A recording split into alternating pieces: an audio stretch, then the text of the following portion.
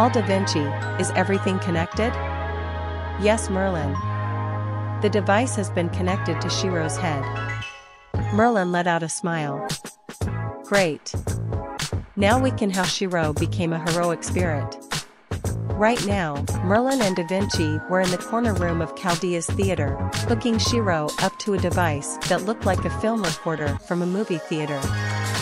What the device does is that it checks the memories of the user and projects it. At the same time, Arturia, Ishtar, Parvati, Kama, Saitonai, Astrea, Jaguarman, Irisbeil, Kiritsugu, Emiya, Ritsuka and Mashu were in the main room of Chaldea's movie theater. Mashu was amazed at the number of servants that came into theater. Wow! This number of servants here, all of them here, just to see what Shirou did to become a heroic spirit. Ritsuka let out a small sigh. Well, to be fair, most of them knew him already. True. Still though, I can't believe that the chat we had with the others earlier would end up turning into this. Me neither, Ritsuka said as his thoughts went back to an earlier point of time. A while ago. Ritsuka, Mashu, Arturia, Ishtar, Parvati, Saitonai, Astrea, Jaguarman, Irisbeil, Kiritsugu, and Emiya were in the cafeteria. Arturia and Jaguarman were eating their food, Ishtar was in a fight with Astrea while Parvati tried to calm the two down, Saitonai was talking with Irisbeil and Kiritsugu, Emiya was in the kitchen cooking up something, and Ritsuka and Mashu were chatting with each other. All in all, things were quite normal in the cafeteria. So, you were in a room with Shiro-san, Hakuno-san, and Sieg-san? Mashu asked. Yeah. Over there, I heard the experiences they went through as masters of their Grail Wars, Ritsuka replied. I see. That sounds good for you, senpai. Ritsuka nodded in reply. Yeah. Especially the achievements they have done in their Grail Wars, which reminds me of something. What is it, senpai? I was wondering, how did Shirou become a heroic spirit? Have you ever thought about that? Well, we do know that he destroyed a corrupted Grail, went on a traveling journey, met Muramasa-san and fused with him. Yeah, but even still, I'm curious. I see, we should ask the others here, since nearly all of them know Shirou. Good idea. Ritsuka then turned to everyone else who was doing their own business. Hey everyone, can I ask all of you something? Everyone stopped what they were doing for a moment and turned to Ritsuka. How did Shirou become a heroic spirit? Does anyone have any guesses? Everyone was quiet for a moment after hearing Ritsuka's question. For a moment, nobody said anything. Then, Jaguarman decided to speak out. Well, I guess it could be his role in the 5th Fuyuki Grail War. After all, he did destroy the corrupted Grail, Arturia said. True, Parvati said. Same, Saitonai said. I have no clue what that is, but I guess so, Jaguarman said. I see. And how about you, Ishtar? For a moment, Ishtar said nothing. Ishtar? Ishtar let out a sigh. Honestly, I agree with everyone else, but there's something else that all of you need to know. What is it? Ishtar took a deep breath. Apparently, after the Fuyuki Grail War was over and his graduation at the Clock Tower, he went through situations that would make the 4th and 5th Fuyuki Grail Wars pale in comparison, she yelled. Everyone besides Astrea was shocked at Ishtar's statement. Especially Arturia, Parvati, Saitonai, and Emiya. What? They all exclaimed. Yeah. You heard me. He told me and Astrea that he went through situations that would make the 4th and 5th Fuyuki Grail Wars pale in comparison. I mean, come on. What kind of situations would make the 4th and 5th Fuyuki Grail Wars pale in comparison? That's unheard of. Ishtar yelled as she began to rant. At that moment, everyone was in disbelief over the fact that there was something that makes the 4th and 5th Fuyuki Grail Wars pale in comparison. Did Shirou ever tell you what those situations were? No. He just kept quiet about it. Ishtar yelled. For a moment, everyone was silent as they waited for Ishtar to calm down from her ranting. So, aside from him meeting Muramasa-san, no one here knew where or what Shirou-san was doing? Mashu asked. Yes. We have not seen or heard of Shirou ever since he graduated. It was like he completely disappeared off the entire earth, Astria said. I see. And what about you, Emiya? Emiya let out a sigh. Sorry, master, but I'm as clueless as you are. Considering how he looks and how completely different he is from me now, I'm quite sure the path he chose is completely different from mine. I see. And how about you, Saitonai? Parvati? Saitonai and Parvati nodded sideways in reply, letting Ritsuka know that they were clueless about it either. For a moment, the silence continued as everyone was trying to figure out what to say. Then Irisville broke the silence. Well then, why do we find out then? Irisville asked innocently. Everyone turned to Irisville. What do you mean? Arturia asked. Irisville let out a smile. Isn't it obvious?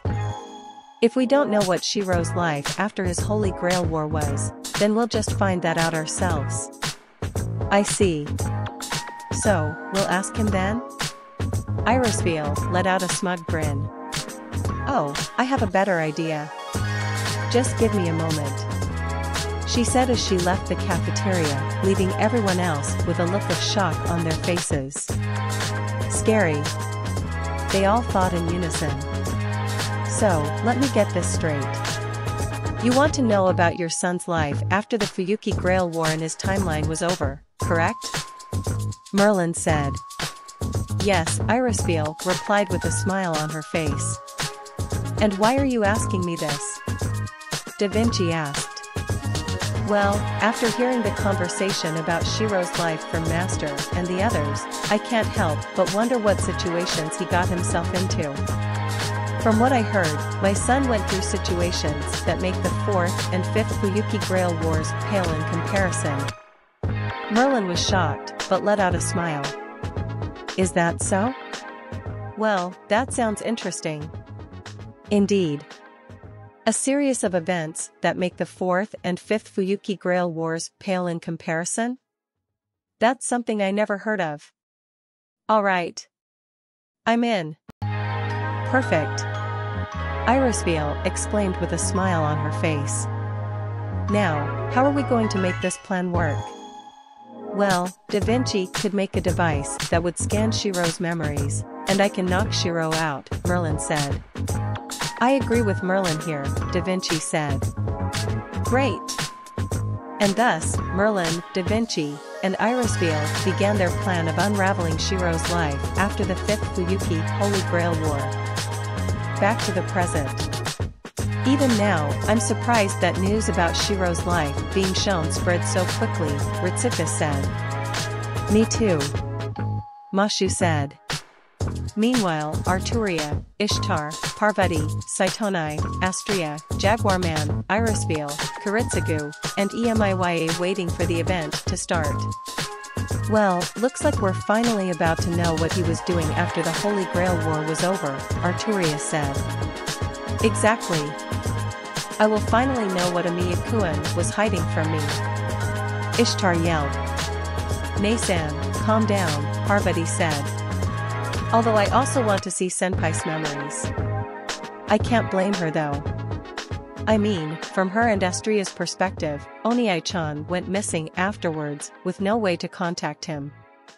And this is the perfect opportunity to find out why, Saitonai said. I should be ashamed of peeking into Shirou's memories, and yet at the same time, I want to see them so badly. Astria thought as she eagerly waited for the event to start. Finally, I'll see what you went through, Shirou. Jaguarman said in excitement. Calm down, Jaguarman. As much as I can agree with you right now, be patient, Irisville said. So, Mama, the device Da Vinci made does scan Oniai-chan's memories, right? Saitonai asked. Well, Da Vinci said so, but the device she made was a prototype, so it may be a bit incomplete. Well then, let's see what my younger counterpart did in his lifetime. Emiya thought. I wonder what happened to my counterpart of that world. Kuretsugu thought. Meanwhile, in the corner room of the theater, Da Vinci and Merlin were doing the final touches on the device. Will this work, Da Vinci? Yes. However, this device is still a prototype, so there may be some kinks to fix out. I see. Anyways, let the show begin, Merlin said as he began to turn off the lights. As so, the theater's lights went dim, prompting everyone to be quiet and turn their attention to the giant screen. The screen then lit up, revealing the first scene from Shirou's memories. Fuyuki, 1994. At that moment, Arturia, Ishtar, Parvati, Saitonai, and Emiya immediately knew which scene was first. The screen showed a young Shirou walking aimlessly in the great Fuyuki fire. As he continued walking, he eventually stopped and fell to the ground, lying down on the ground and raised his hand. It was then that rubble fell on him, burying him. Shirou couldn't do anything as he waited for death to come and take him. However, before death could take him, it was then a person found him and grabbed his hand. You're alive, you're alive. You're alive. The person who found Shirou was Emiya Kuretsugu, who was crying with a smile over the fact that there was one person he found in the fire. Hey! It's you, Kuretsugu! Irisville exclaimed happily. Shoo! Be quiet, Kuretsugu said. And then, Shirou blacked out. Scene end. Ritsuka, Mashu, Jaguarman, Astria, and Irisville were shocked at the scene in front of them. Arturia felt a bit ashamed over the fact that she was partially responsible for this event. Kuretsugu was surprised to see something like this, and Emiya felt painful memories coming back to him. Okay, I did not expect this. Ritsuka said. Yes. To think that Shirou-san went through this. Mashu said. This is too sad for Shirou. Astria said as she began to tear up. So that's how that world's counterpart of me found him. Kuretsugu said. Hey Emiya, do you feel okay reliving this? I mean, he's you after all, Ritsuka asked. Don't worry, I feel fine. This is just an old memory for me, Emiya replied. I see. Anyways, was that what you looked like before? Yes. Before I became a counter-guardian, I looked like the man on the screen. Wow. I wonder if being a counter-guardian involves facial changes. Both Kuretsugu and Emiya looked at Ritsuka and said, don't do it, in unison. Scene change. Hey. Hey, old man. Kuretsugu noticed Shirou, who was sitting next to him. If you're going to sleep, do it in your bed. Right, nah, I'm fine. For a moment, silence was in the air between the two. When I was little, I wanted to be a champion of justice. Shirou was confused from Kuretsugu's sudden words. What? You wanted to be one? Did you give up? Yeah. It's unfortunate, but being a hero is a limited time thing. When you grow up, it gets hard to call yourself one. Kuretsugu let out a chuckle. I should have realized that earlier. I see, that's just too bad then. Indeed. You're absolutely right. The silence between the two then continued as Kuretsugu let out a small sigh. He then looked up at the full moon in the night sky. The moon's really nice tonight. Shirou nodded in agreement. Yeah. Since you couldn't do it, I'll do it for you, he said as he turned to Kuretsugu with a smile on his face. Kuretsugu was stunned a little bit by Shirou's words. You're an adult now, so you can't do it.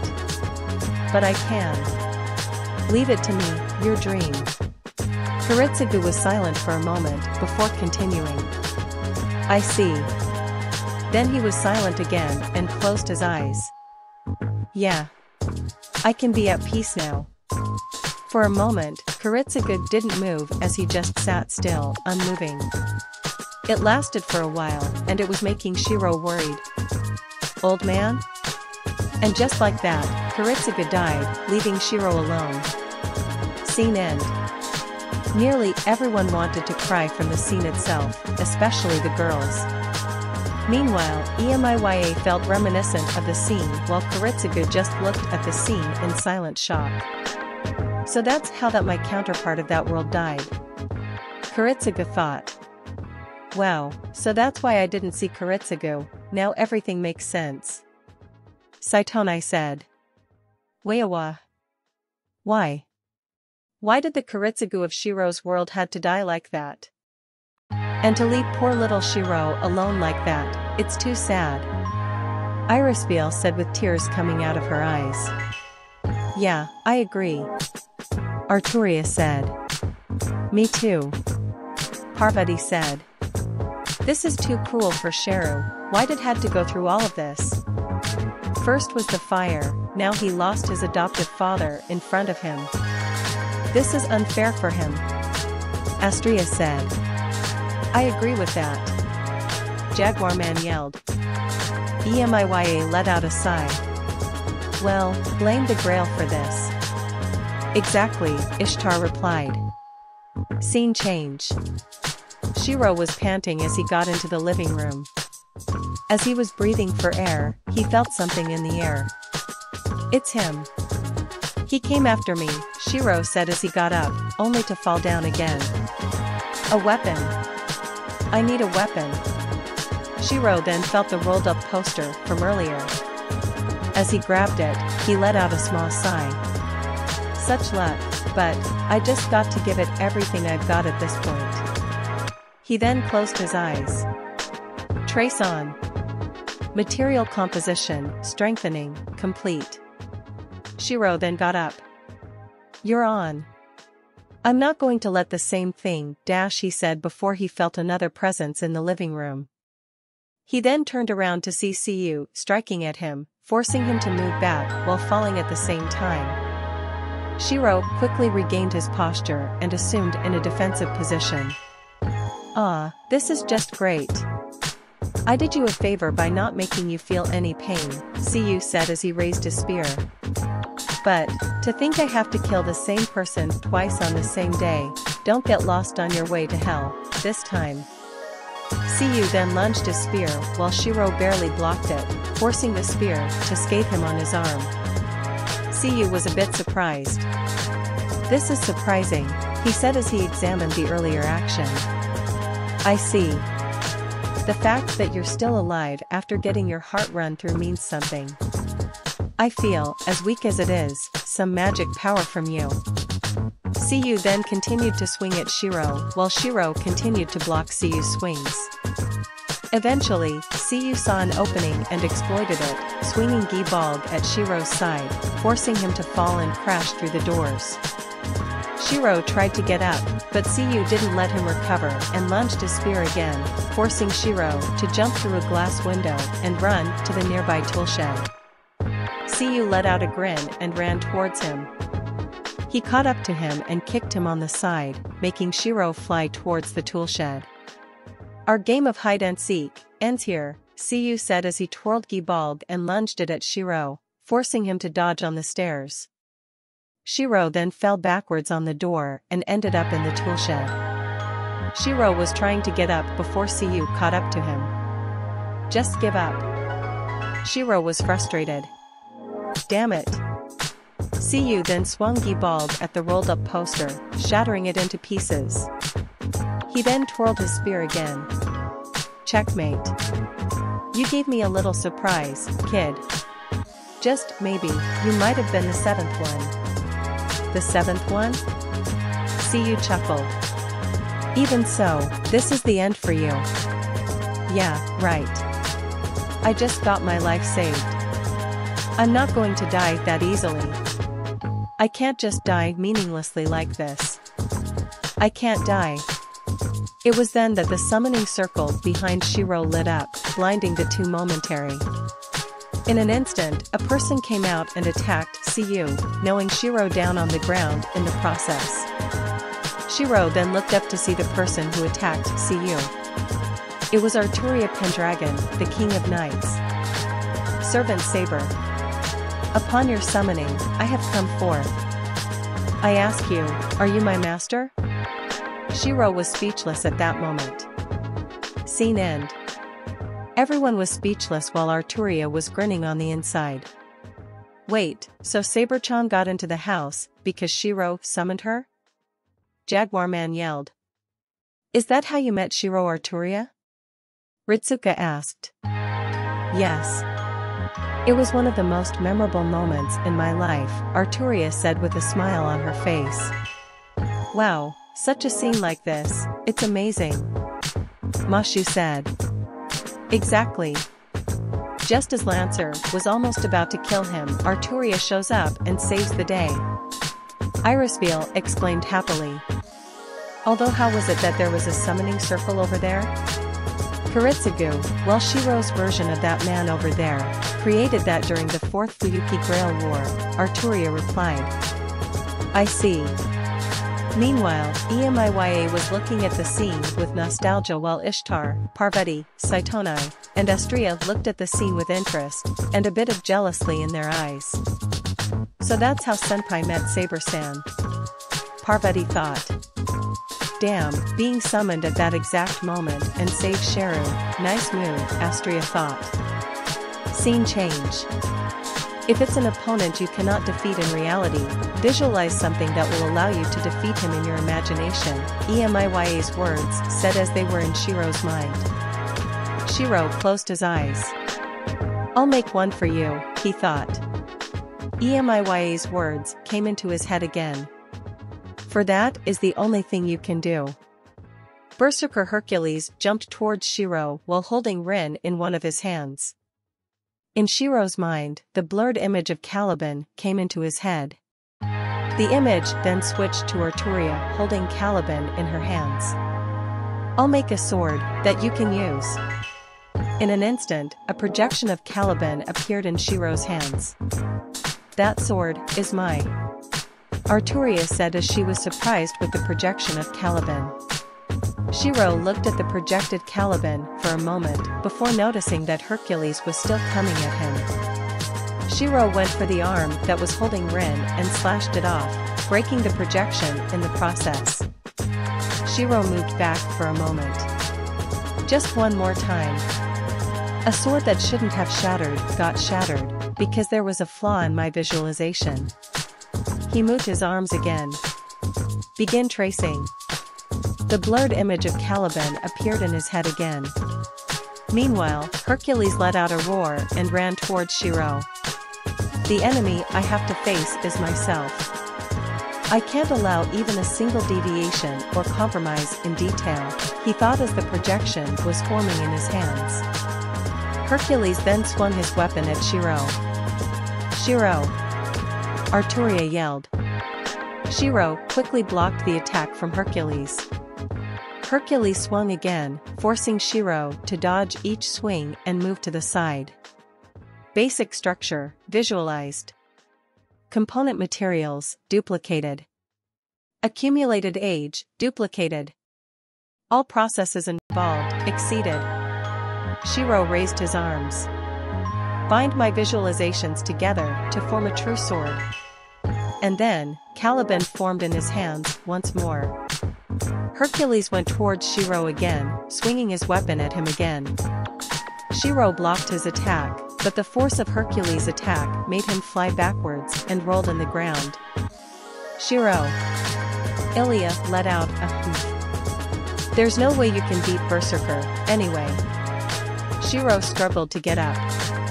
I said I'd create a sword that would surpass Berserker, but I can't even use this sword? Hercules swung towards Shirou again, but this time Arturia came in front of Shirou and blocked Hercules' attack. She then moved backwards to where Shirou was.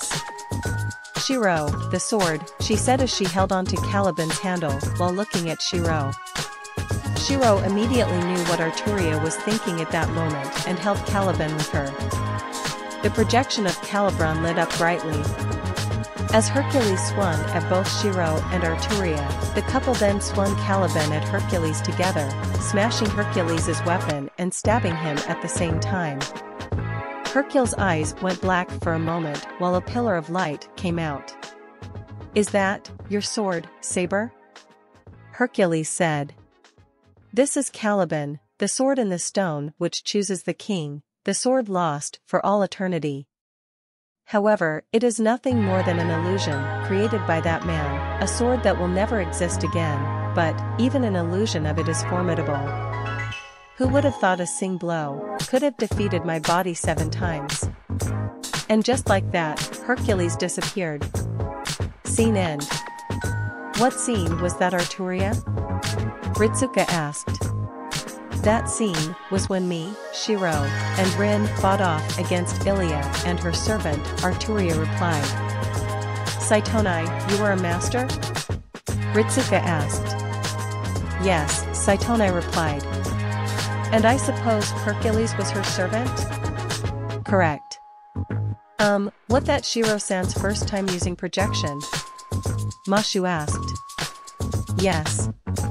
It appears that my younger self followed my advice," Emiya said. "Wow. You look useless in that scene, Ishtar," Astria said. "Huh? Useless? Just to let you know, I reduced some of his lives. It was his 9 lives ability that annoyed me and got me off guard." Ishtar argued. "Yeah, right," she said as she let out a scoff. "Why you?" Ishtar grumbled as she planned to start a fight with Astria. Now Nasan, calm down. We're in a movie theater, okay? We need to follow the rules," Parvati said. Hearing Parvati's voice, Ishtar calmed down for a moment, but was still angry. Scene change. Shirou and Arturia were on the ground, bleeding as Gilgamesh was laughing. "Shirou," Arturia said as she looked in horror at Shirou's condition. Meanwhile, Shirou was trying to breathe, but couldn't because of the amount of blood he lost. "Shirou, Shirou." Arturia turned to Gilgamesh. "Stop is, Archer, I am the one that you want, right?" Gilgamesh let out a smirk. "Does that mean you're going to be my belonging now?" Arturia was silent for a moment. "Answer me, Saber." Don't answer." Arturia heard Shirou's voice and turned her face towards him, who was trying to get up. "What are you doing? It is impossible. Please stop. I do not need you to save me." Shirou continued to get up. Why do you not understand that?" Shirou still continued to get up. Arturia closed her eyes. "No. If you die because of this, I dash." "Shut up." Shirou interrupted. Arturia was surprised by Shirou's outburst. "Just be quiet for a bit, you can rely on others in times like this." "Rely on?" Shirou muttered as he got up. "No. You must hold your life more precious than mine. There's nothing that I want more than you, Saber." Arturia's eyes widened in surprise. "Shirou. There isn't anything in me that could ever take your place," Shirou said as he finally stood up. "Sorry, I love you more than anything else, Saber. So, I'm not going to let a guy like him take you." Arturia felt reminiscent at the scene in front of her. "Shirou. You fool. You aren't worthy of this treasure," Gilgamesh said arrogantly. "Screw off, Hero King. You mongrel, it will take some effort to keep Saber alive, but I suppose I will crush you after all." Gilgamesh began to activate EA, the sword spinning around. Shirou and Arturia looked at its activation. However, Shirou wasn't done yet as he raised his arm and closed his eyes. "Trace, on. Visualize it." Emiya's words came into Shirou's mind. Visualize something you can win with. Visualize it. What you should always be visualizing is yourself at your most powerful. My most powerful. The winds coming from Emiya were getting stronger, making Arturia look at Shirou in worry. Visualize it. Shirou opened his eyes, and in an instant, a golden pillar of light came out, shocking Gilgamesh. As the pillar died out, it revealed a golden shape. As Arturia saw it, the light in her eyes returned. "This is..." Shirou muttered. In an instant, Arturia quickly got up, grabbed Excalibur, and headed towards Shirou's side. "Shirou, put this in." She then handed him Excalibur. Shirou looked at Arturia for a moment before Arturia nodded. Shirou then nodded and grabbed Excalibur. Feudal resistance. Gilgamesh yelled as he unleashed Emiya at both of them. Shirou and Arturia let out a yell as they placed Excalibur into the shining object. As they did, the blast from Emiya was immediately deflected and headed right back at Gilgamesh. Gilgamesh blocked it momentarily before being engulfed by it. Annoyed with the results in front of him, Gilgamesh disappeared, leaving Shirou and Arturia alone. As he did, Excalibur along with the unknown object disappeared as well, and Arturia stopped wearing her armor. Shirou felt relieved before falling backwards. "Shirou," Arturia said as she managed to catch him with a hug. "Sa, br." Shirou muttered. Arturia closed her eyes in relief and let out a smile. "I finally figured it out." The two stayed in that position for a while as Arturia did not want to let go of him. "Shirou, you are my scabbard." Scene end. Everyone besides Arturia and Emiya were shocked at what just happened in the screen. And they had a lot of questions to ask. "Arturia, was that Dash?" Ritsuka asked, but was cut off by Arturia. Arturia let out a small sigh. "Yes. That was Avalon, the scabbard to Excalibur. And that wasn't a copy. That was the original." Nearly everyone besides Emiya was surprised what she just said. "Avalon? That was Avalon? The thing that Shirou-san summoned was Avalon?" Mashu asked. "Yes. But how though?" "Well, after Kiritsugu found Shirou, he implanted Avalon inside of him to save him." Mashu, Saitonai, Astria, and Jaguarman were surprised at Arturia's words. "He implanted Avalon inside of him," they exclaimed in unison. "Yes. And because of that, Shirou was able to escape death," Arturia said. "Does Shirou still have it?" Ritsuka asked. "No. He gave it back to me during near the end of the war." "I see. Still though, I can't believe Gilgamesh attacked you too because you two were on a date." Ishtar, Parvati, Saitonai, Astria, Jaguarman, Irisville, and Mashu got mad upon hearing those words. "What?" they exclaimed in unison. "Why yeah. Gilgamesh attacked them because they were on a date." At that moment, the girls' anger exploded upon hearing that the King of Heroes attacked them for a petty reason. "Okay. That's it. I'm going to kill him." Ishtar yelled. "Me too." Jaguarman yelled in agreement. "Nobody hurts Senpai, nobody hurts Senpai." Parvati yelled. "Somebody bring me Berserker. I'm going to murder him." Saitonai yelled. "How is that scoundrel the King of Heroes? He's more of a barbarian." Astria yelled. "I agree with you, Astria-san." Mashu said. "Sounds like that guy need a giant punch in the face." Irisville said angrily. "I agree with you," Kiritsugu said as he had his guns ready. Emiya let out a sigh. "Master, it seems you have poured oil on multiple fires." "I can see that." Ritsuka replied with a sigh as well. Anyways, the next scene is changing. Everyone else calmed down as well. Scene change. Arturia was looking at the distant mountains as the sun was rising slowly, the air going through her hair.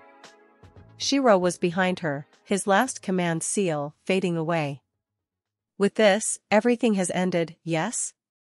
Arturia asked. Yeah. This is the end. As your sword, I have defeated all of your enemies and have protected you. I am glad that I have been able to fulfill this oath. Yeah, you did well. I need to tell you something before I go. Silence occurs between the two. For a moment, no words were said before Arturia turns around to see Shirou in the eyes. Shirou, I love you, Arturia said with a smile on her face. It was then that the sun came up behind her, blinding Shirou for a moment as he covered his eyes. As he got used to the sunlight, Arturia was gone. Shirou let out a small smile. Yeah, that's just like you, he said as he continued to look at the sunrise. Scene end. Arturia, Mashu, Jaguarman, and Irisville felt like crying after seeing the scene. Ritsuka felt shocked over the separation between Shirou and Arturia. Emiya let out a smile. Kuritsuka didn't have a reaction, and Parvati, Saitonai, and Astria looked at the scene in jealousy and sadness at the same time. Wawa. Why did Shirou and Arturia had to be separated near the end of the war? That's it, I'm calling that world's grail and give it a piece of my mind for making an ending like this. Oh wait, it's destroyed. Irisville yelled in tears. I know, right? No wonder Shirou looked a little depressed a while ago. He was separated from Saber-chan. Jaguarman yelled. This is so heartbreaking. It's like I'm watching those TV dramas again. Mashu said. Yeah. I even feel like crying right now, Ritsuka said. In fact, does anyone have any tissues? Sorry master, but I don't think we have any, Emiya said. So, you managed to do one of the many things I failed to do, thank you, he thought with a smile on his face. Yes. Quite tragic, isn't it? A new voice said. Everyone nearly jumped at the new voice. Who said that? Ritsuka asked.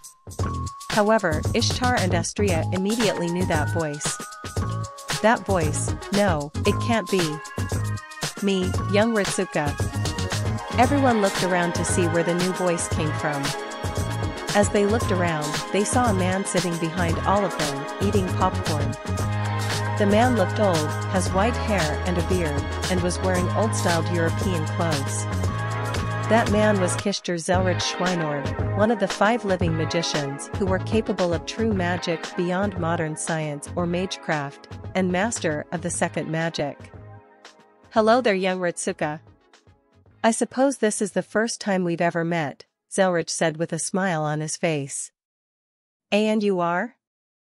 Zeltrek let out a smirk. My name is Kishter Zelrich Schweinord, master of the second magic. While Ritsuka was confused, Mashu was ecstatic to meet him. KKK Kishter Zelrich Schweinord? It's a pleasure to meet you, she said nervously. Ah, you must be Mashu Kirelight, Chaldea's first demi-servant. It's nice to see you too. Why yes. Thank you very much. Zelrich chuckled at Mashu's behavior and then turned to Ishtar and Astria. Ah, Rin, Luvia, it's been a while since I've seen you two, although it seems that things between you two haven't changed. Ishtar let out a sigh. What are you doing here? Isn't it obvious? I'm here to watch how young Shirou became a heroic spirit, Zelrich replied as he continued to munch on popcorn. Eh? You're interested in how Shirou became a heroic spirit too? Astria asked. Well yeah. I mean, he is my favorite entertainer after all. Everyone was stunned with what Zelrich said. For a moment, nobody said anything. Then Arturia muttered a few words. Did you say Shirou is your favorite entertainer? She said as she was almost about to unleash Excalibur on Zelrich. Yeah. I mean, have you seen the stuff he has done?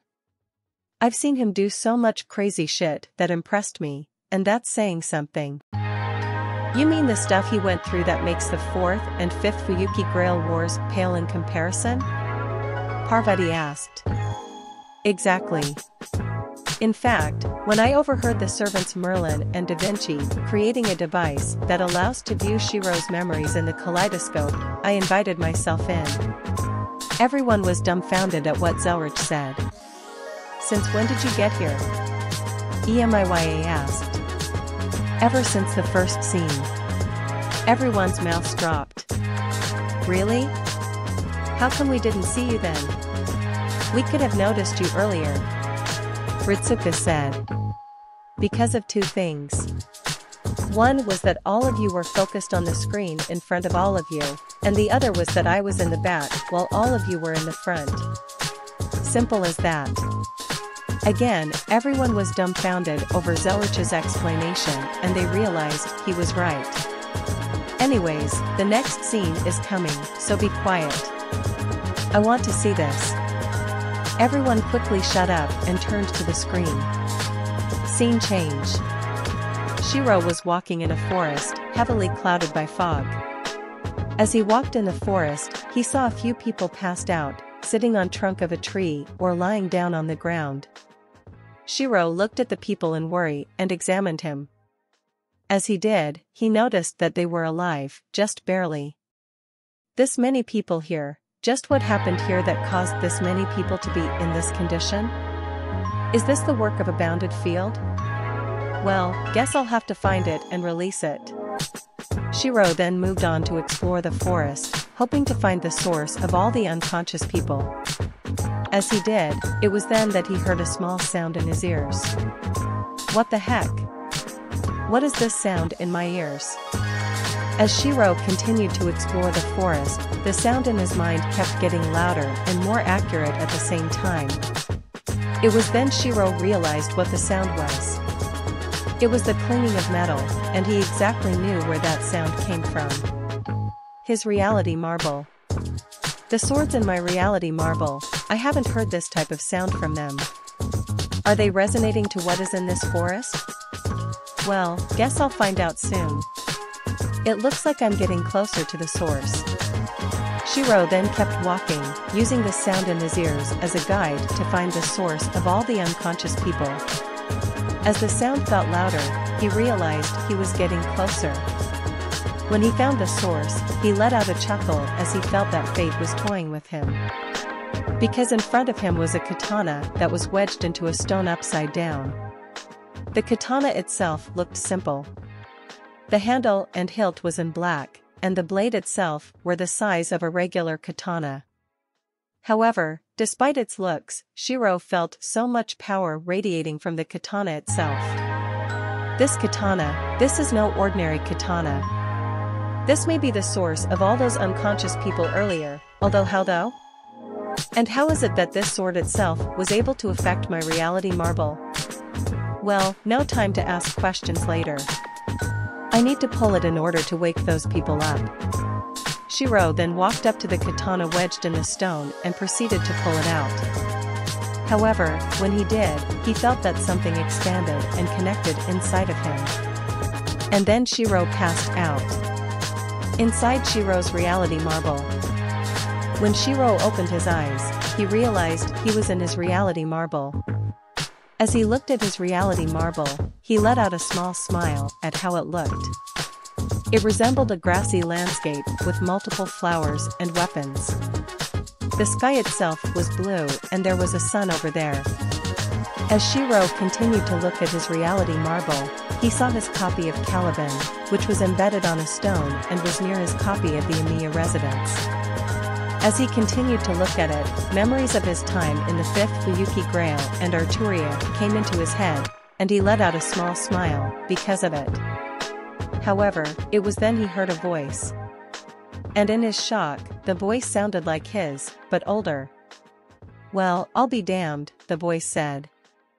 Shirou quickly turned around to see where the voice came from. As he did, he dropped his mouth at the sight in front of him. In front of him was Sengo Muramasa, the demonic blacksmith. And he looked like Shirou, but he was a little bit older than him. Who are you? And why do you look like me? And how did you get here? Shirou asked. My name is Sengo Muramasa. Shirou let out a gasp, making Muramasa smirk. I take it that you know me. Well, yes. You are the famed blacksmith within Ise province, the one who forged the Muramasa blades that brought down the Tokugawa clan. Muramasa nodded at Shirou's answer. What are you doing here in my reality marble? And why do you look like me? Is that sword over there the cause of the many unconscious people I saw earlier? Shirou asked. Muramasa sighed at Shirou's impatience. Kid, calm down. One question at a time. Geez, impatience is not a trait of a blacksmith. I'm not a blacksmith though. Shirou said. Really? Even with all of those weapons in front of you? Well, all of those weapons you see in front of you are weapons I traced earlier. Muramasa was confused. Trace? What the hell is that? Shirou let out a small sigh. This, he said as he raised his hand as he began to project a sword. In an instant, a sword suddenly appeared in his hand, surprising Muramasa. What the hell? What is that?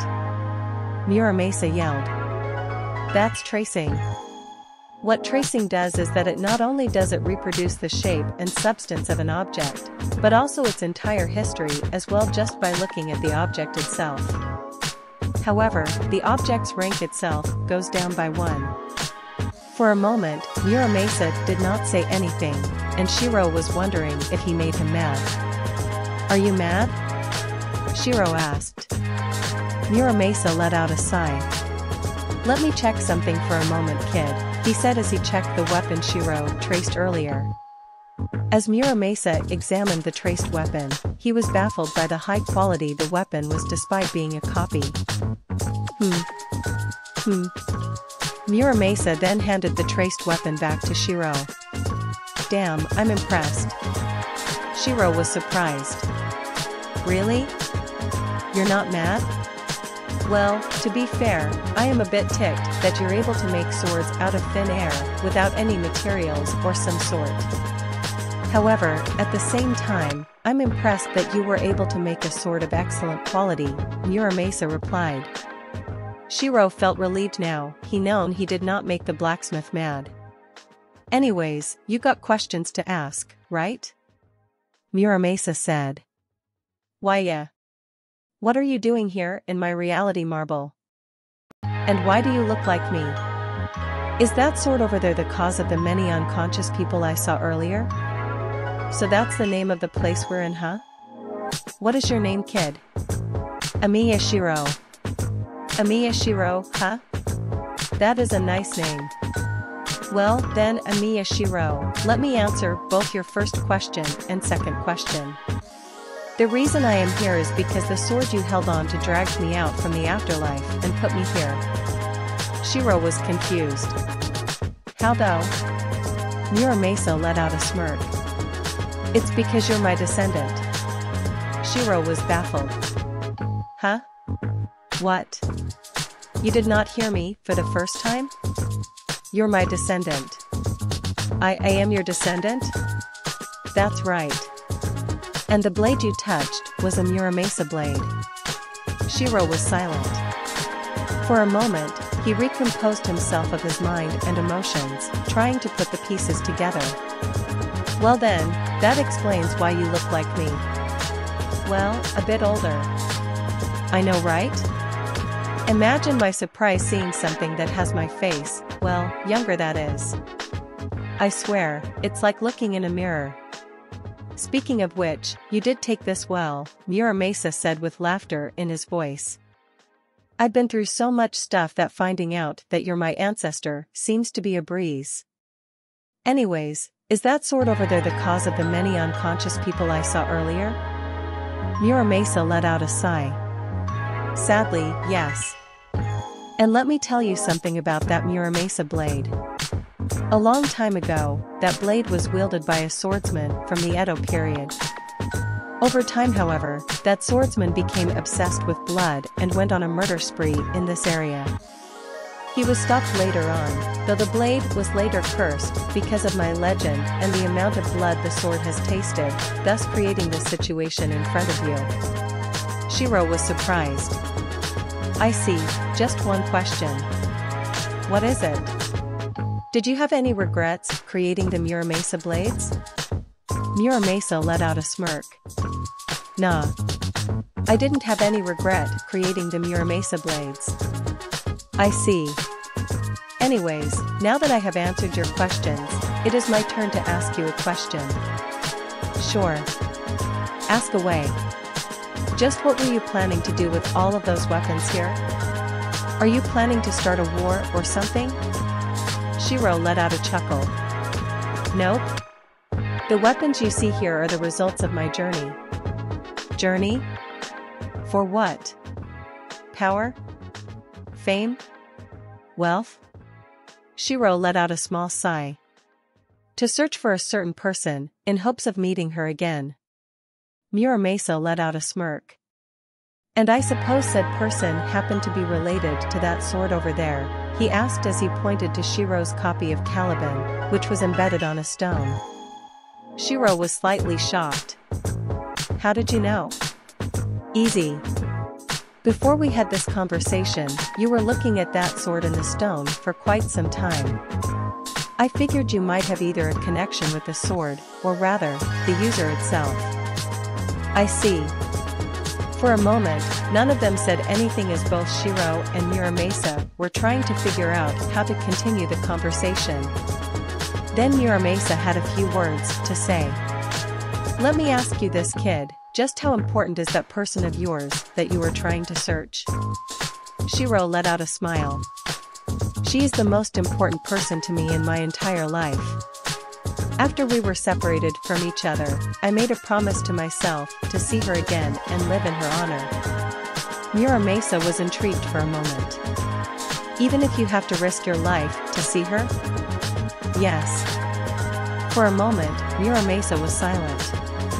Then after a few minutes, he started to laugh and gave Shirou a slap on the back, making Shirou confused from his sudden action.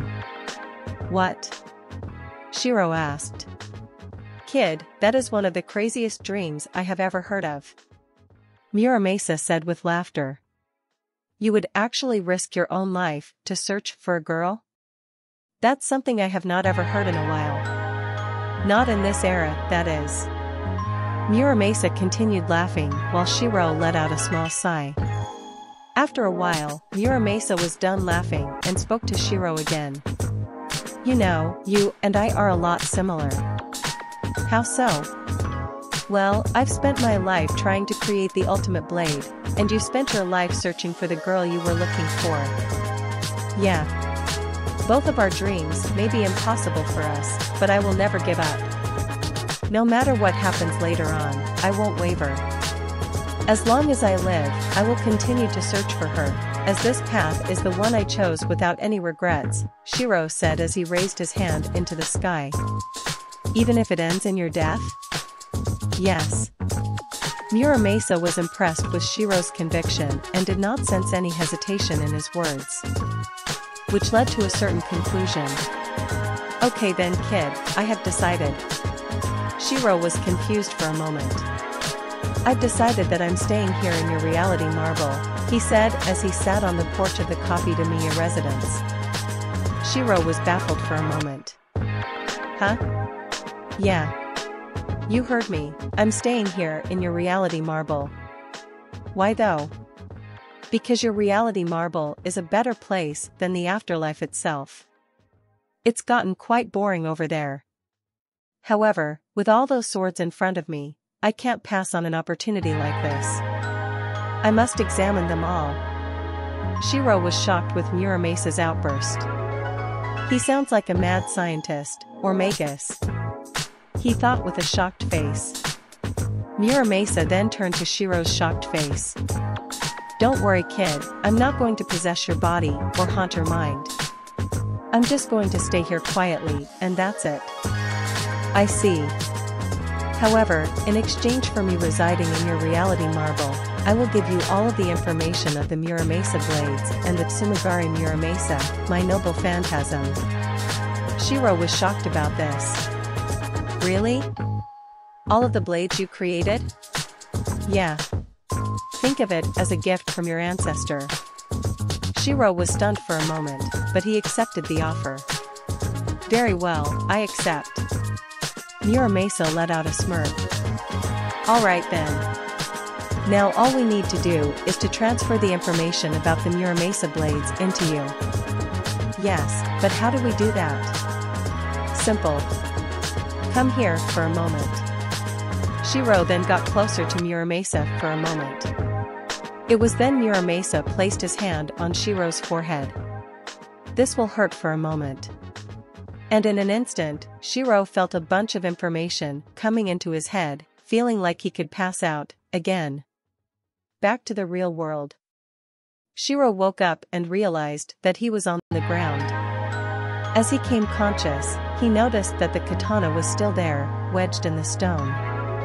However, that was not the only thing that he noticed. Because when he checked himself, he realized that the attire he was wearing was completely different now. Instead of clothes he was wearing before, he was wearing Muramasa's outfit. Not only that, but his body also went through some changes as well. His body now has a definite build and his was taller. However, the biggest change was the amount of mana that was in his body now. So, this is what it feels like to fuse with a spirit. Wait, why did my clothes change to the ones Muramasa was wearing? Shirou then turned to the Muramasa blade that was still wedged in the stone. Well, I've a cursed sword to pull out. Shirou then went up to the Muramasa blade and pulled it out of the stone.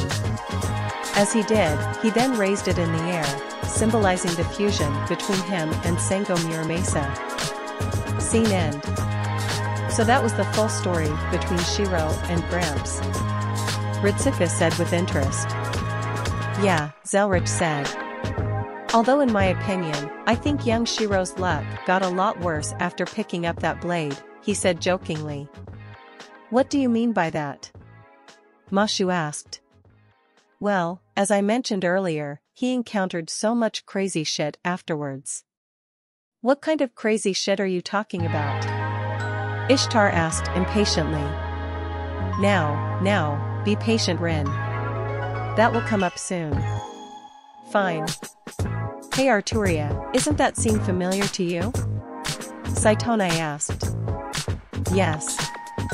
That scene reminded me of the time I drew Caliban from the stone. For some reason, it feels funny to me, Arturia said with a chuckle at the end. How so? Well, I never expected Shirou to go through something like this. Me neither. It's almost a reenactment of what you went through, Emiya said as he did not expect the meeting to go like this. Meanwhile, Astria was looking at the scene with confusion.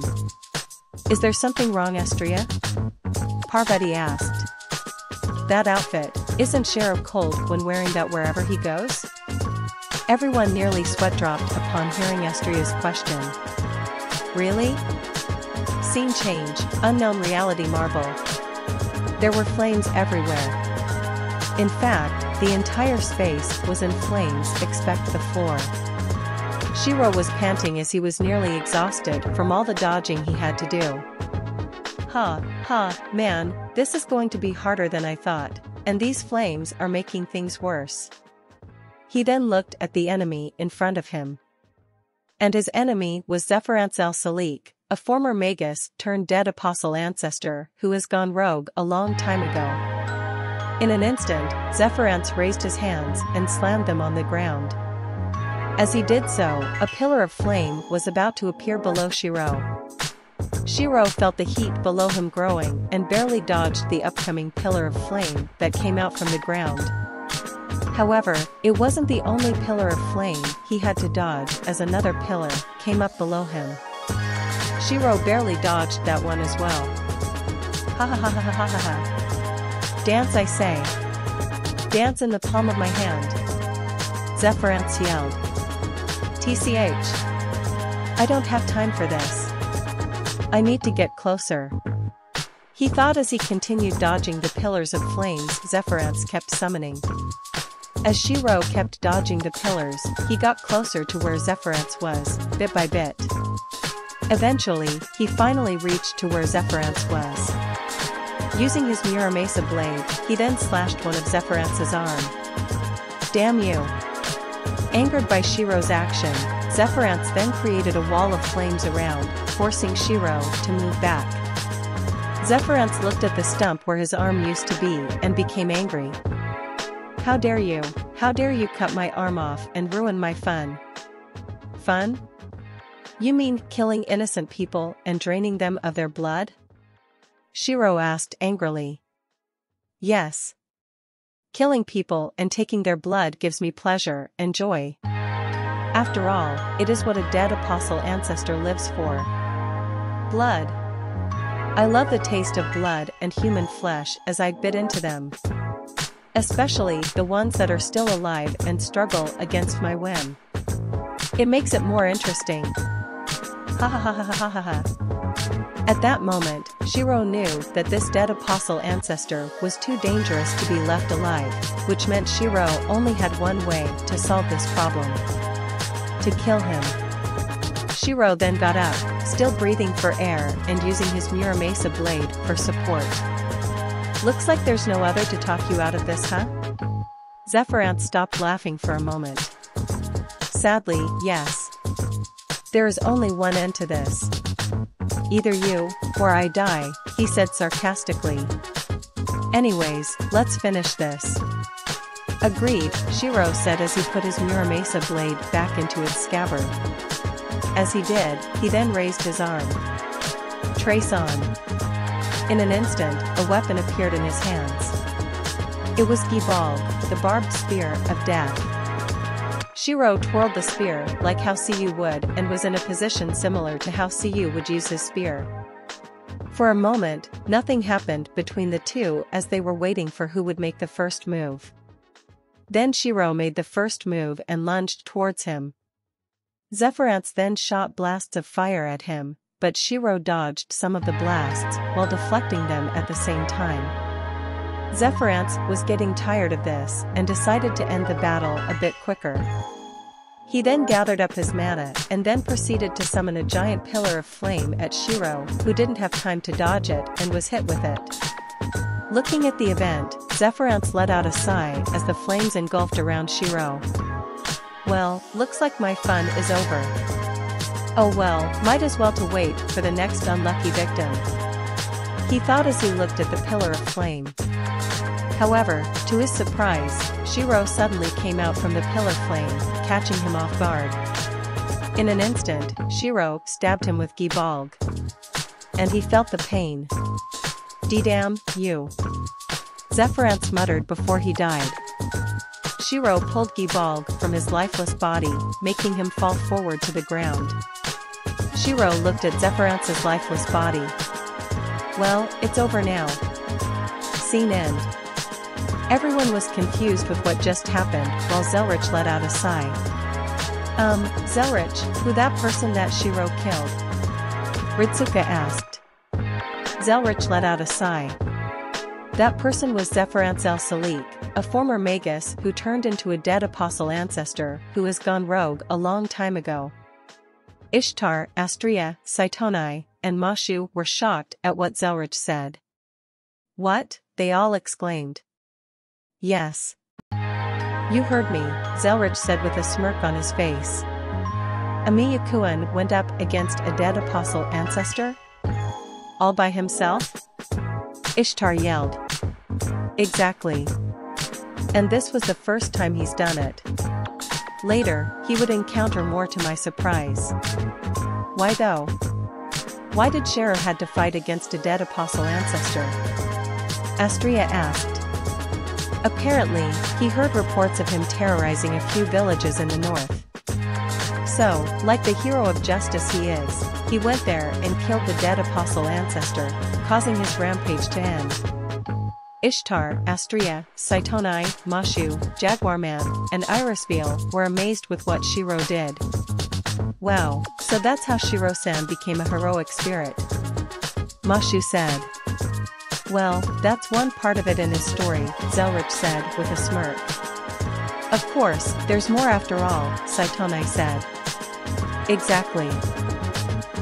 What's a dead apostle ancestor? Jaguarman asked. It's something that you don't need to know, Jaguarman, Emiya said as he forced the hood of her pajamas on her head. Hey! Scene change, unknown laboratory. Shirou was running in a hallway, searching for a certain room. Come on, hope I'm not too late, he thought as he kept running. He found the room he was searching for and busted the door open. In the room revealed a certain Magus Mashu would never think to see again. Barrel Gut. Ritsuka and Mashu were surprised upon seeing Barrel Gut's face. Barrel? Barrel Gut. Stop what you are doing! Shirou yelled. Barrel let out a maniacal grin. Stop? This piece of work that I am creating? Oh no, Emiya Shirou. This is only the beginning, he yelled as he added the final object he needed for the ritual he was conducting. As he did, a huge bright light suddenly appeared from the ritual itself, making both Shirou and Barrel cover their eyes over how bright it was. Soon, the light disappeared, revealing what Barrel was making. A red stone. However, it wasn't any normal red stone as Shirou felt a twisted power coming from it. Meanwhile, Barrel let out a maniacal grin. Finally, I have done it. I have created the Philosopher's Stone, he yelled in glee. Shirou was nearly shocked. The Philosopher's Stone? You mean that legendary stone, he yelled as he remembered it from a book he read. Yes. After many years, it is now mine. What do you plan on doing with the Philosopher's Stone? Barrel went silent for a moment upon hearing Shirou's question. Well, if I were to give you an answer, I would say that I would use it to kill people. Shirou was baffled with Barrel's answer. You would use it to kill people, he muttered angrily. Well, yes. See, I'd like to remain exactly the piece of shit that I am. Becoming my best self is the sort of nonsense that I'd never want. And my best self is killing people, no matter what. And with the Philosopher's Stone in my hand, killing people will be a lot easier. Is that why you've killed all of those people at the village? Yes. And I would have killed more, if it wasn't for you, Emiya Shirou, he said with a sadistic grin. Anyways, it was nice chatting with you, but I've got so many people to kill after this. Barrel gripped the stone in his hand tightly, and it grew brighter. So, I'm going to ask you to die now. And in an instant, multiple balls of energy appeared in front of Barrel. Barrel waved his hand and they immediately headed towards Shirou. Shirou dodged them barely, and as he did, he noticed the damage the balls of energy caused, which left giant holes on the walls. So that's the power of the Philosopher's Stone, it's more powerful than the books ever said. Barrel let out a laugh. So, this is the power of the Philosopher's Stone. It's even more powerful than I could ever imagined. With this, I could kill anyone that I would ever meet, he said with laughter. Not on my watch. Shirou yelled as he projected his bow along with a sword and shot the sword at Barrel. However, Barrel broke it as he used the Philosopher's Stone's power. Realizing that did not work, Shirou began to use a different tactic as he began to rush towards Barrel while dodging the blasts of energy Barrel was shooting at him at the same time. Soon, Shirou got closer to Barrel. At this range, I got him, he thought as he projected Concho and Bakuya and was about to slash him down. However, to his surprise, Barrel erected a barrier out of nowhere, blocking Shirou's attack and forcing him to go backwards. Ha ha ha ha ha ha. You can't beat me, Emiya Shirou. Not when I have the Philosopher's Stone in my hands, he yelled in madness. Shirou was panting. As much as I don't want to admit it, he's right. If this keeps going any longer, I'll be the one who goes down first. I need to finish it fast, but how though? As Shirou was thinking, it was then he remembered Emiya's words. If it's an opponent you cannot defeat in reality, visualize something that will allow you to defeat him in your imagination. Shirou then began to image a weapon in his mind.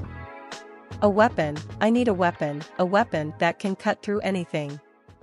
Meanwhile, Beryl saw a chance as Shirou was just standing there, his eyes closed. He let out a smirk, thinking that he already won. Well then, looks like I win. Goodbye Emiya Shirou, he yelled as he shot a lethal blast of energy at Shirou. And that blast was undodgeable. Beryl let out a smirk as the blast was getting closer to Shirou, knowing that he was going to win. However, before the blast hit Shirou, he said two words. Trace on. In a surprise turn of events, the blast was deflected, surprising Beryl. The blast hit the ceiling, creating some debris and dust around him. As the dust cleared, Beryl was surprised with what was in Shirou's hands. In Shirou's hands were two katanas that had the designs of Kansho and Bakuya. What are those swords? How were they able to block that blast? Beryl yelled. Shirou was silent for a moment before answering his question. Myojinjiri Muramasa, version Kansho and Bakuya. Beryl was surprised for a moment. Huh? I never heard of those weapons before. Shirou let out a small sigh. Well, of course, there's something I created after all. Huh? What are you? A blacksmith? Well, I fused with one if that counts. Beryl was confused with Shirou's answer. Never mind that, he yelled as he shot another blast of energy at Shirou. However, Shirou saw the blast coming and dodged it. Beryl continued to shoot at Shirou, but Shirou kept dodging while deflecting some of the blasts at the same time. Damn you! Beryl then used stone to lift himself by using the floor under him to lift himself up, creating a pillar under him. However, Shirou sliced the pillar down, forcing Beryl to jump down to the ground. Shirou then rushed at him, forcing Beryl to use the Philosopher's Stone to create a barrier of energy around him. However, Shirou slashed the barrier down with Myojinjiri Muramasa, version Kansho and Bakuya, scaring Beryl. I am possible, he yelled in an outburst. Worrying that Shirou was getting closer, Beryl then gathered all his mana for a last resort. As he did, he then released all of it at Shirou, creating a giant beam that Shirou wasn't able to dodge. Take this. However, Shirou didn't need to dodge.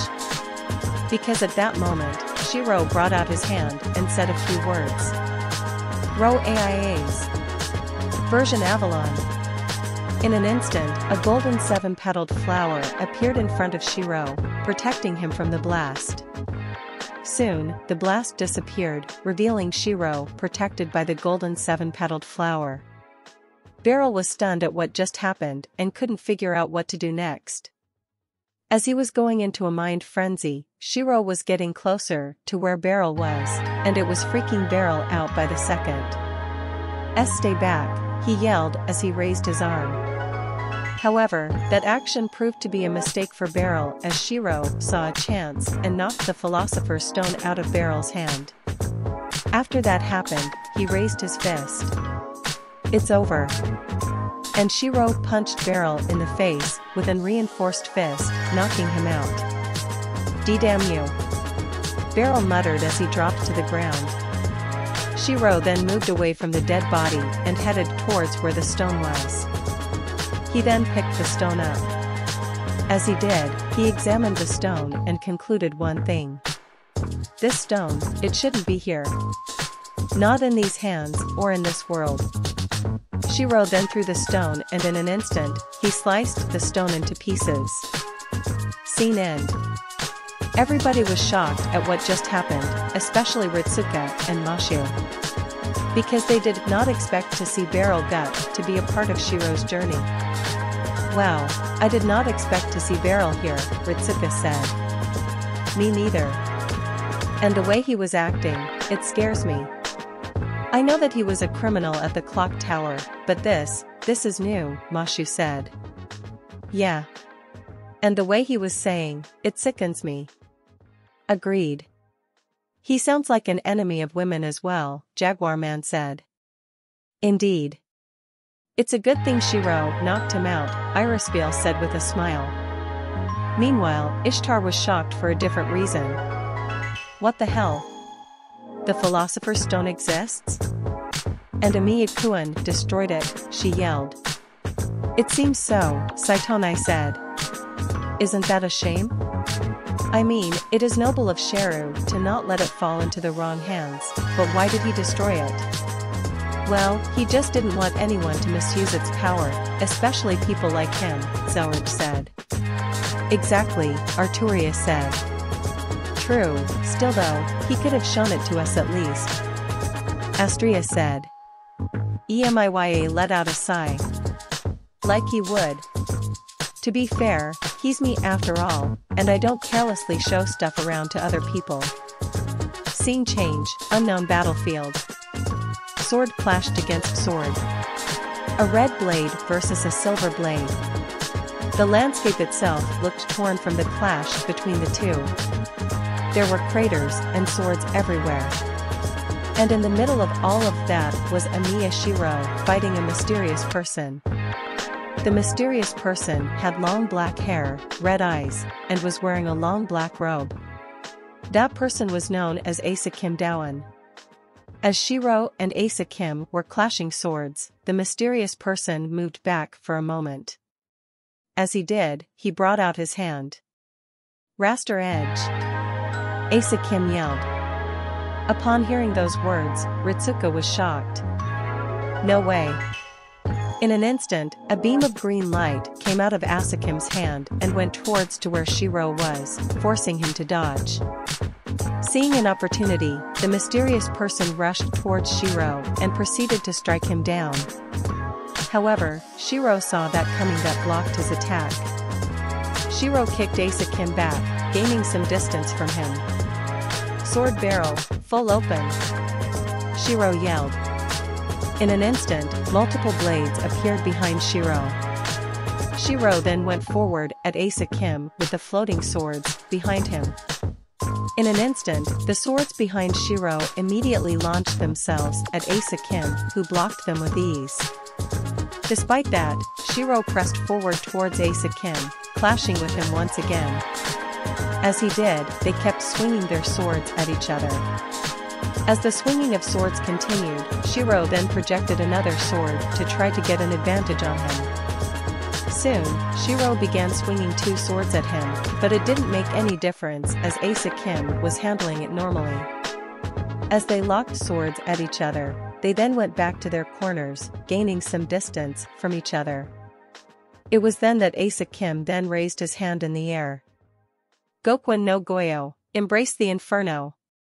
Suddenly, a dark aura appeared around Asa Kim and then he released a black shockwave around the entire area. Noticing the danger from the shockwave, Shirou raised his hand. Ro Aia's, version Avalon.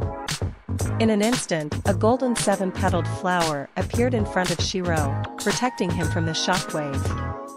However, even Ro Aia's, version Avalon was having a hard time defending against the black shockwave. At the end of the shockwave, Ro Aia's, version Avalon broke into pieces, making Shirou exhausted from the attack it handled.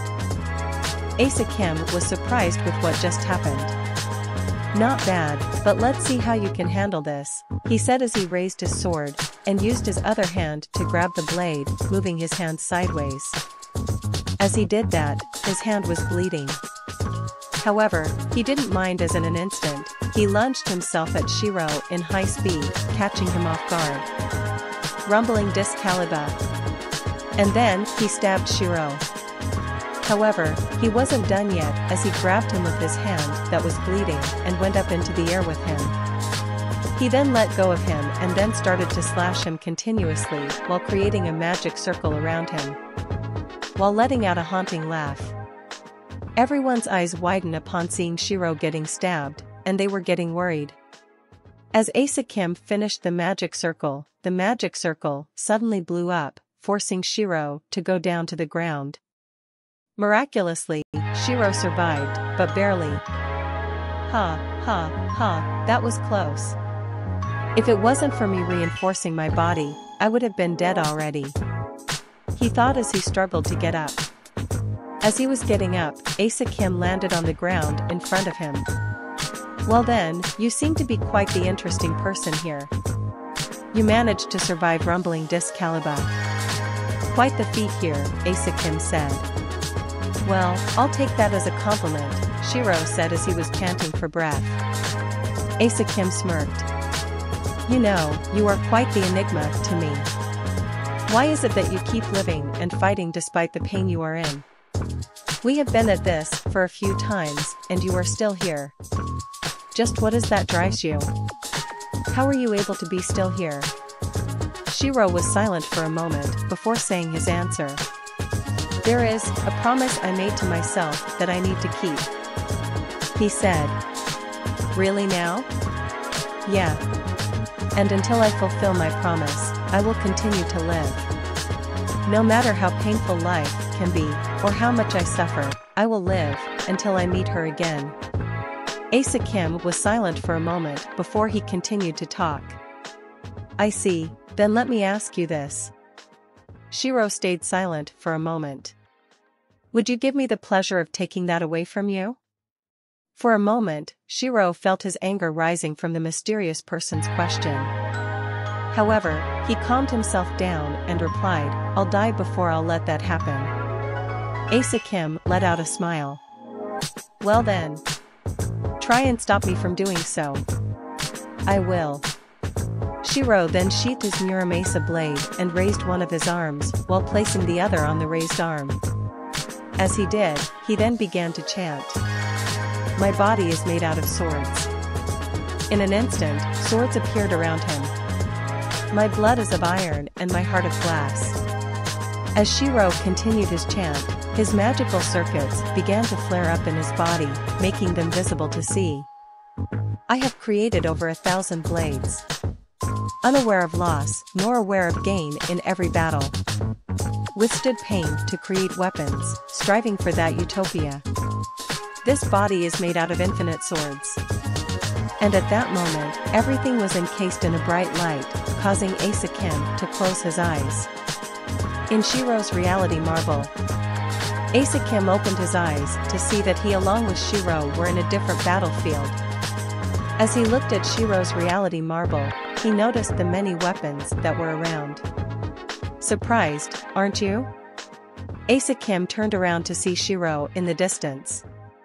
Switching individual and collective, fantasy and reality, inside and outside, overriding the world with one's mind, Shirou said as walked towards Asa Kim.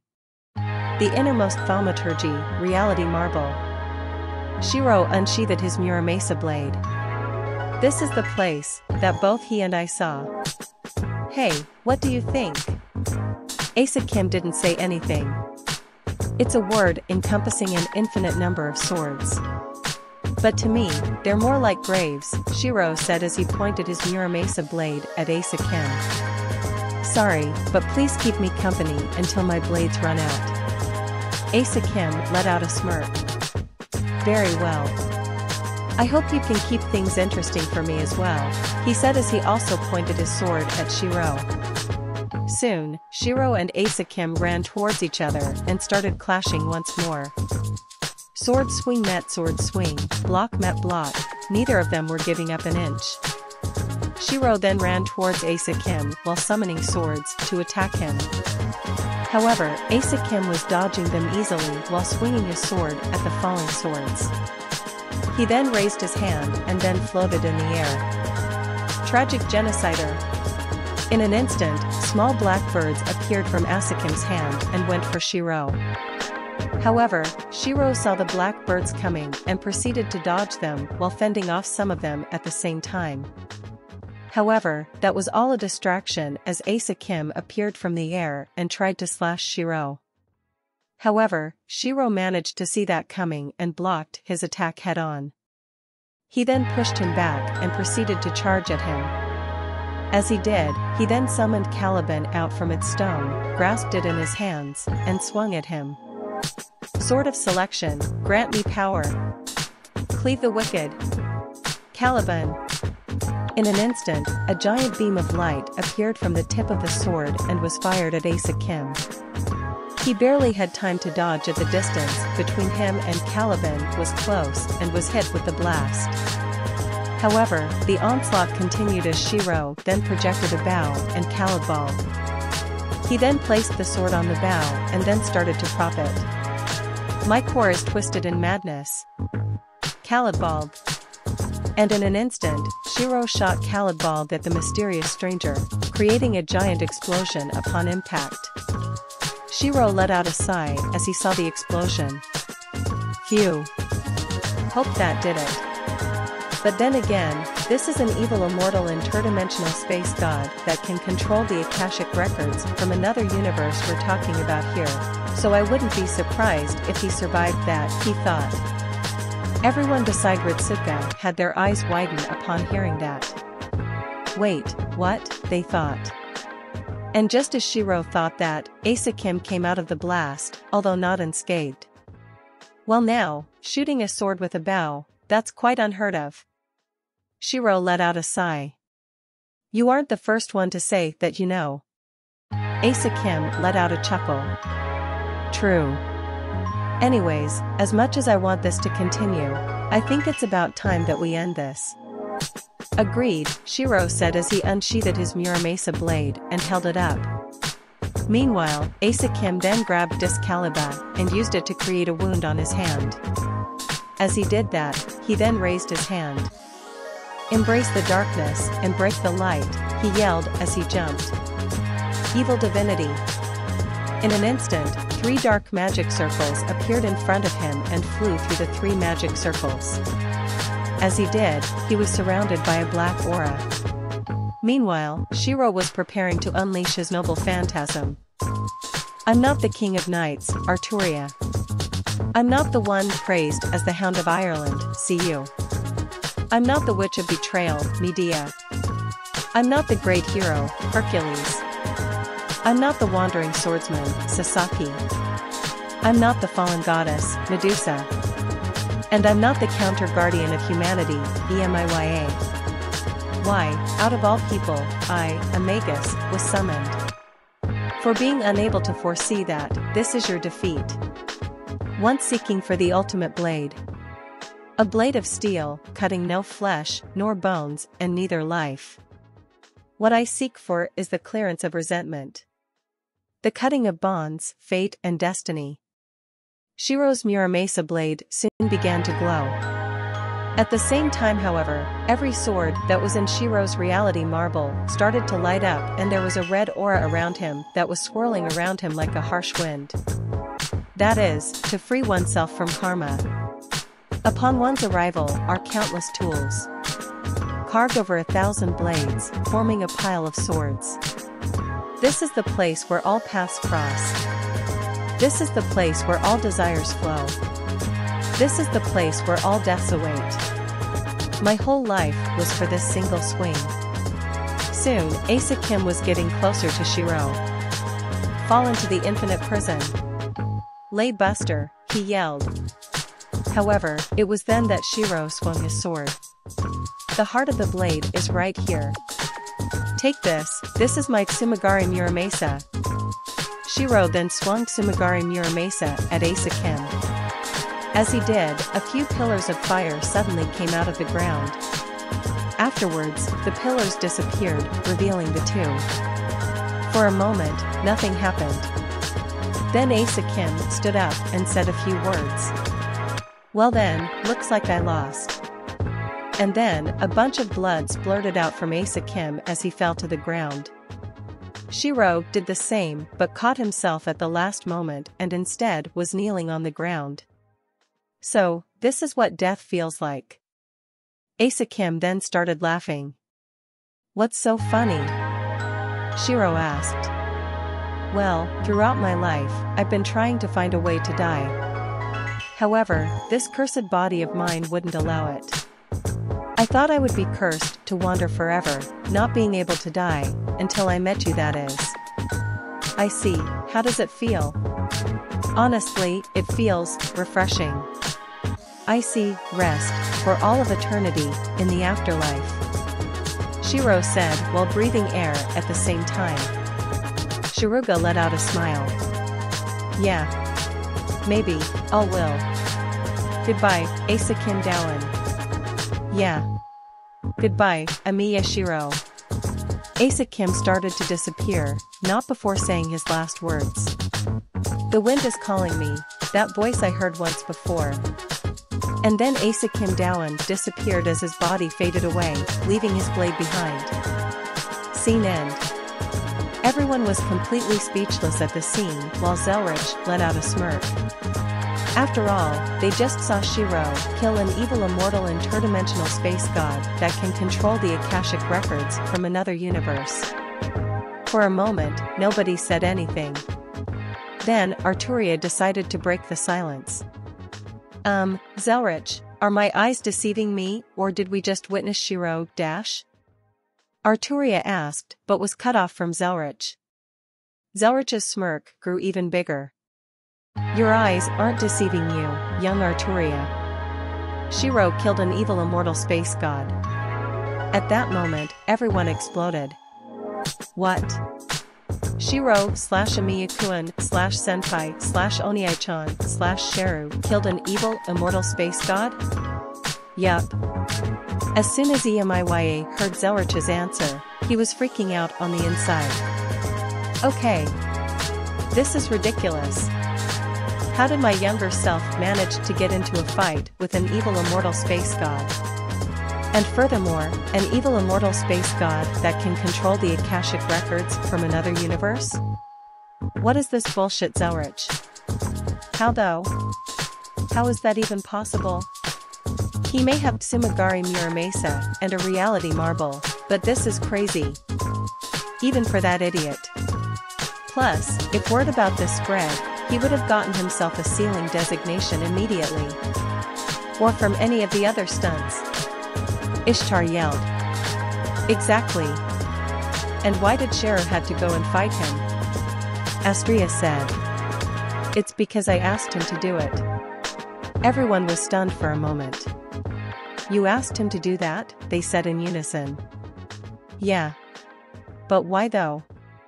Why did you ask Shirou to kill an evil immortal interdimensional space god that can control the Akashic records from another universe? Are you trying to kill him or something? Irisveil ranted. Yeah. Wasn't there anyone else? Saitonai asked. And plus, who is Asa Kim Dowan? I've never heard of him. Mashu said.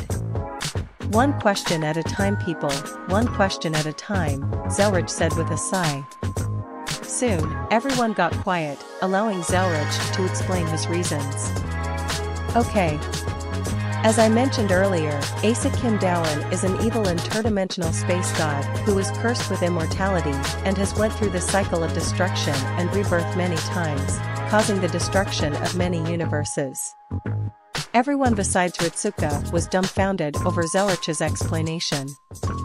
It was then Asa Kim had his sights on Shirou's world, which worried me a lot. So, I had to ask him because, well, he was the only one nearby at the same time. Really? Yeah. Don't get me wrong, I did tell him that he can reject the fight, but he actually accepted it and went headfirst into it. Ishtar let out a sigh. That idiot. She muttered. Well then again, that's expected from Emiya-kun. Still though, I'm surprised. To think that Shirou would go up against a god, and win, that's amazing. Astria said in glee. Exactly. I'm relieved that Shirou managed to beat an evil god and save the world, Arturia said with pride. Meanwhile, Ritsuka was silent for the whole time. Senpai, are you okay? Yeah, I'll be fine, Ritsuka muttered. However, Ritsuka's mind was having different thoughts. Okay, how the hell did Shirou manage to meet an antagonist of the entirety of the Super Robot Wars Z series? Not only that, but he managed to defeat him as well. What the heck? I thought only the main protagonists of the series could beat him with the spheres. And furthermore, why was he human instead and a mech unleashing those attacks? Plus, he wasn't in the Shiruga-sen mech. Anyways, since we already saw this scene, we're almost to the end, Zelrich said. Scene change, Emiya residence. Emiya Shirou, who was in his old age, was getting out of the futon he was sleeping in and went out to the porch of the Emiya residence. As he did, he then sat down on the porch. Looks like the moon is full today, reminds me of the last conversation I had with the old man. He thought as he looked at the moon. For a while, Shirou continued to look at the moon. As he did, a few thoughts came into him. Wow. Time goes by fast. I mean, I went from surviving a great fire to getting myself caught into a deadly war between heroic spirits over a cursed holy grail, to finding out that I'm directly related to the Muramasa family, to fighting corrupt magi, rogue dead apostle ancestors, and even an evil immortal interdimensional space god that can control the Akashic records from another dimension. By the root, Tosaka and Luvia would yell at me for eternity if they find out about the last part. Yeah, we would, Ishtar and Astria thought in unison. Shirou let out a chuckle before he continued to look at the moon. Still though, the many things that I have done in my life, I have no regrets with any of them. Shirou then raised his hand at the full moon. Old man, I've done it. I became the hero of justice you wanted to be. It wasn't easy, but I managed to fulfill your dream. And you were right about a few things. Being a hero of justice isn't that easy. There are times that would require a hard decision to make, and you may regret some of those decisions. But despite all of that, I did it. I fulfilled the promise I made for you. Shirou then grasped his hand. As he did, his eyesight was getting worse and he felt his heart slowly beating. Well, it's about time, huh? Looks like I'll be seeing you now, Saber. Shirou closed his eyes and dropped his arm. His heart stopped. And just like that, Emiya Shirou died. Just like how Emiya Kuritsugu did, under the full moon in the Emiya residence. With a smile on his face. Scene end. As the scene ended, nearly everyone wanted to cry from how Shirou died. Even Emiya let out a small tear as he now knew how his younger self died. Not on a hill of swords, or being betrayed, but rather in the comfort of his own home, the same way Emiya Kuritsugu died. And he felt relieved. So, you avoided the end I have come to. Emiya thought as he remembered how he died. Irisville felt like crying. So that's how Shirou died, the same way that World's Kuritsugu died. Shirou. Jaguarman said as she shed a tear. Yeah, it's quite ironic, and to think he spent the entirety of his life searching for someone. Zelrich said. Who? Arturia asked. Zelrich let out a smirk. You, young Arturia. Arturia was shocked and blushed for a moment. Me? Yeah. After he graduated from the clock tower, he left on a journey to find you. During that journey, he met many new things and friends and fought enemies he has never seen before. Heck, he even went up against an evil space god for Root's sake. All because he wanted to see you again. Arturia was shocked at the reason why Shirou became a heroic spirit. Shirou, you spent all that time searching for me? Mashu was amazed with what Zelrich said. Wow, so Shiro-san endured all of that to meet you again, Arturia-san, that's amazing. Yeah. Arturia said as she felt happy. Ishtar let out a sigh. As she did, she noticed Parvati, who looked a little depressed. Something wrong, Parvati? HM? Oh, nothing. Nothing's wrong, Parvati said with a sigh. Ishtar was confused for a moment, but she shrugged the feeling off.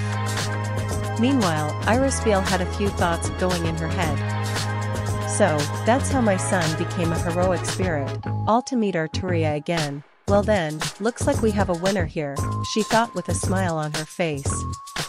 So, the King of Knights has the upper hand, that doesn't matter. The war is not over yet. Astria thought. Well then, now I know what Shiro's been up to, and while that explains some answers, he's still not going to escape my wrath. I'm going to have a serious talk with him later. Jaguar Man yelled as she soon left the movie theater. Arturia, Ishtar, Parvati, Saitonai, Astria, Irisville, and Emiya let out a sigh.